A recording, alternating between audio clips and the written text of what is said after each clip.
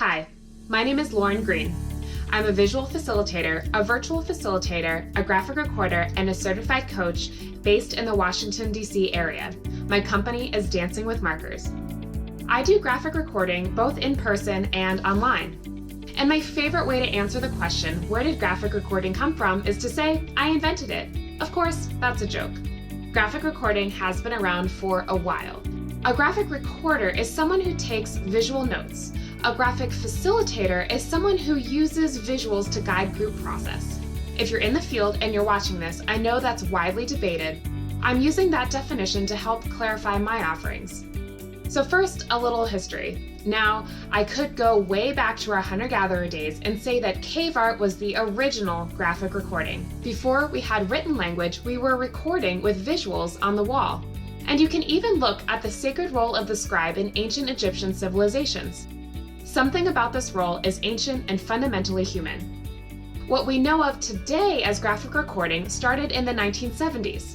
David Sibbett and Jeff Ball came up with visual aids to guide meetings and strategic planning. David Sibbett went on to found The Grove, which still operates today in San Francisco.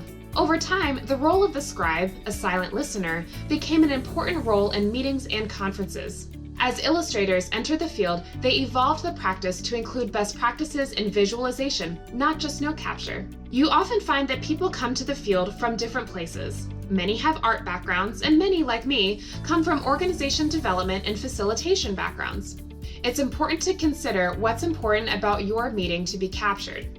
Is it important to have an aesthetically pleasing composition, or is it important to have key content on a page? Some graphic recorders can do both, but knowing what's important to you will help identify the right person for a job. I will refer to visual note-taking as an umbrella term that includes graphic recording and digital scribing. So let's break down visual note-taking further into 3 different types.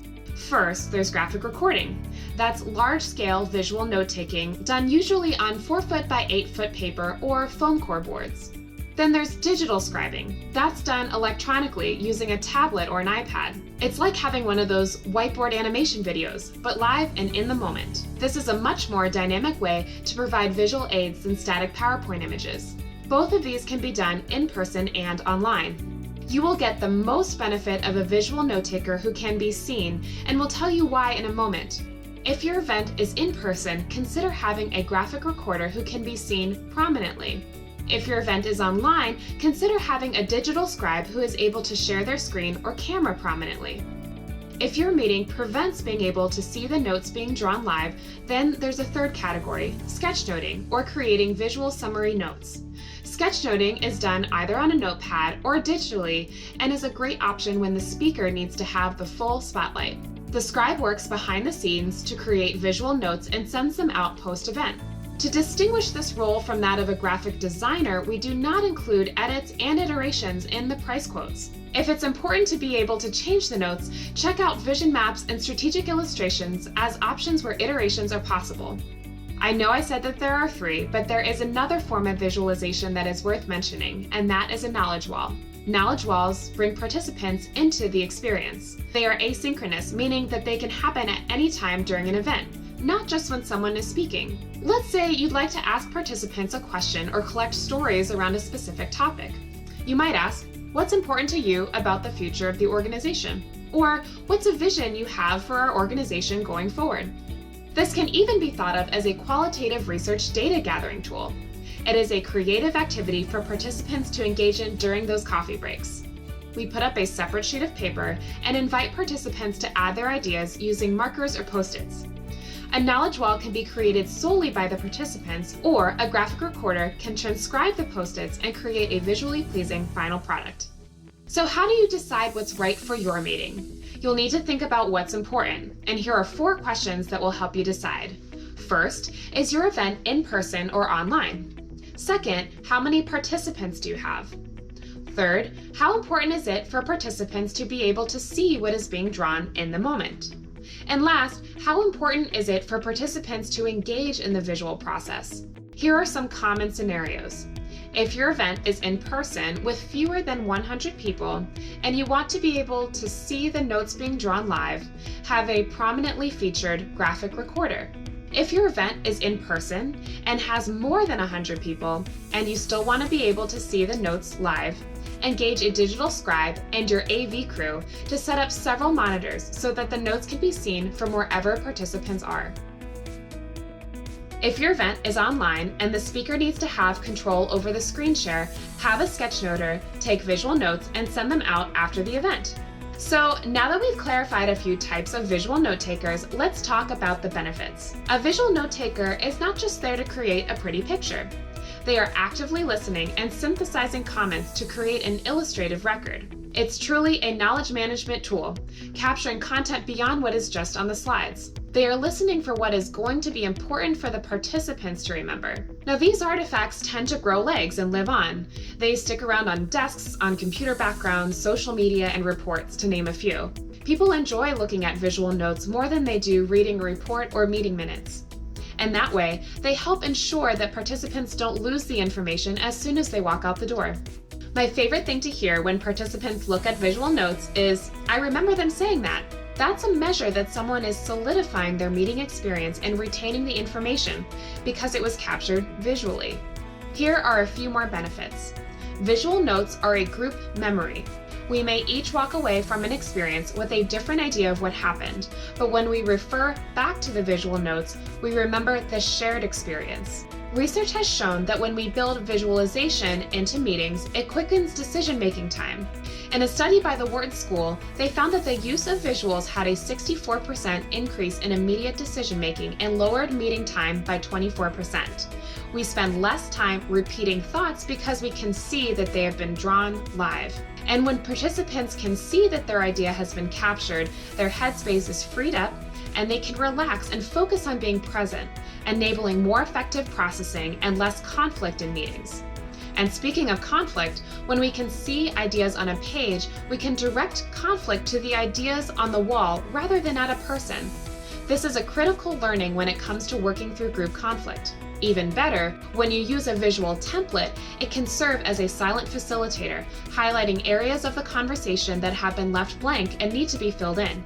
Next, visual notes engage more learning styles. We learn better when we receive information not just auditorially, but also visually. In a study by Tierney, it was found that we receive 10% of information through what we read and see. 20% is received through what is heard, but 50% is received when we can see and hear that information.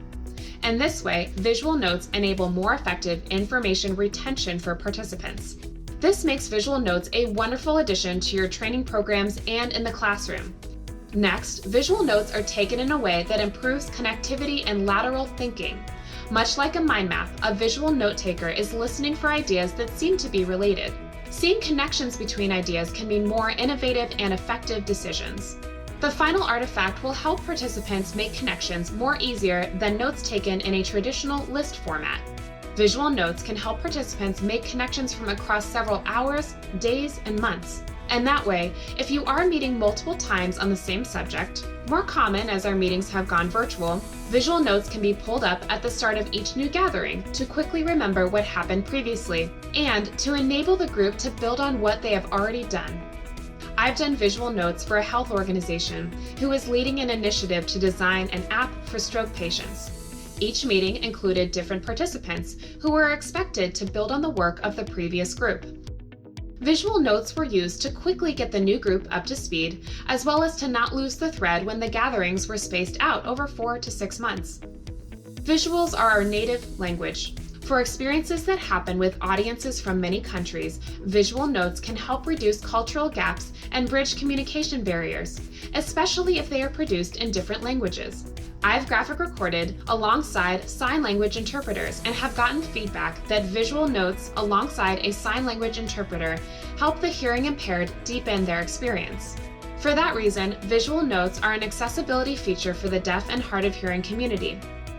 Lastly, visual notes are a wonderful reflection activity. I often get asked to walk through my notes at the end of the event to help bring closure to an experience. Even better is to allow 15 to 30 minutes for participants to observe the notes and summarize the key takeaways themselves. For retreats that happen over many days, It's helpful to start day 2 or day 3 with a walkthrough of the visual notes, helping participants to remember what was discussed the day before and make connections with fresh eyes. So if you're looking for a different and more effective way to have a meeting, consider bringing in a visual note taker. The next question that I get asked a lot is, what do I do with the visuals? And here's what I say. For long conferences and meetings, graphic recordings can be displayed. This is very popular when there are many talks, such as in a TED event. The display becomes a part of the coffee breaks. It's like a community watering hole, where participants review what was discussed and have conversations, making new connections and coming up with new ideas in the process. If there are multiple concurrent events, participants can engage in content that they may not have been able to participate in. The other question I get asked is, so now that the event is over, what do I do with this huge piece of paper? The value of visual notes is largely in the moment, but the final product can be used after the event to help solidify the experience, and I have seen it all. All notes are provided in soft copy. If they are originally on paper or foam board, they get photographed, scanned, and returned in a way that can be reprinted and/or distributed. Usually, the notes are simply sent out in soft copy as email attachments to participants. They can be thought of as a thank you gift for their participation. Original or reprinted notes may be mounted, framed, or printed on vinyl and installed or displayed back at the office, allowing the watering hole effect to continue beyond the event. Some even get printed on mugs and beach towels. Notes become a part of reports and blogs.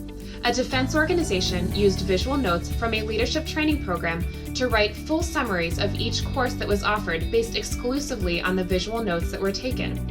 If the content is publicly shareable, notes tend to generate traffic on social media better than text or participant photos, making them a part of an effective marketing strategy for your event and subsequent experiences.